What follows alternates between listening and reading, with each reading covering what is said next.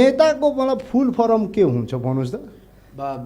बाबी बाबु बा नि बा के हो यो पत्रकारिता ले हामी जे छ कि नेताको फुल फर्म हुन्छ ने भनेको नेपाल ने भनेको नेपाल ने होइन नेपाल मात्रै हो एउटा मात्र नै छ र ता भनेको तामझाम ता भनेको के हो तामझाम त नेता भने जो तामझाम वाला जिन्दगी बिताउँछ त्यसलाई नेता भन्छ हाम्रो हेर्नुहोस् हालत हामी पुरा हिट सभासद भएर पनि हामीलाई स्ट्रगलिङ सभासद बनाइदिएछ क्या बुझ्नु भएन ए हो हामी नेपालको नेता भनेपछि नेफर हामी नेपाल हो तर तफर तमासा बनाएछ तमासा बनाएछ तपाईँ हुनुहुन्छ तर भाता बढायो तपाईँको कुन मिडियामा आएर साफ हामीलाई मुखमा माइक ठोसिरहनु भयो हामी भनिदिन्छु क्या तपाईँलाई यो कुरा सुन्नुहोस् हाम्रो के छ कि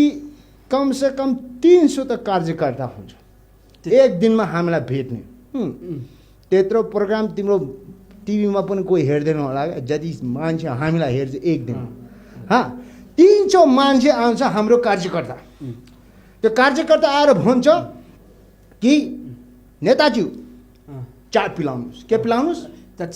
चाय पिलाउनुहोस् त चाय पिलाउनुहोस् भन्छ अब हामी त्यसलाई अन सन चाय पिलाइदिउँ त मुड चेन्ज तुरुन्त भइहाल्छ फेरि हेर्नुहोस्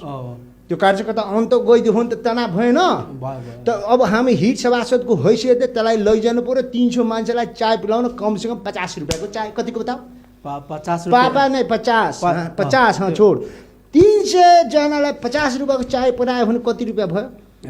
15,000 कति भयो त्यही 15 तेरो तलब छैन त्यति हेर यार के भन्ने यहाँ सुन त 15,000 को जे छ कि चाय अब भन्छ के कार्यकर्ता हे दाजु के अब चायमा हामी आफ्नो जिब्रो चोपेर खाने केही छैन खाने कुरा भन्छ अब बिस्कुट खिलाउनु पर्यो के खिलाउनु पर्यो त्यो बिस्कुट त एउटा बिस्कुटको मान 20 रुपियाँ 20 रुपियाँ 300 × 20 कति भयो गुना गर त्यति नै भयो 6,000 रुपियाँ 15,000 चायको 6,000 बिस्कुटको 21,000 रुपियाँ त चाय बिस्कुटमा जान्छ यार के भेली तल भाता बढायो जुन दिन कार्यकर्ता आएर भन्छ मोमो खाने त्यो दिन हामी हाम्रो यार पैसाले कार्यकर्तालाई मोमो खिलाउन सक्छ मोमो खाने भने त हामी रेल कस्छौँ त हाम्रो के तलब बढायो के भाता बढाएछ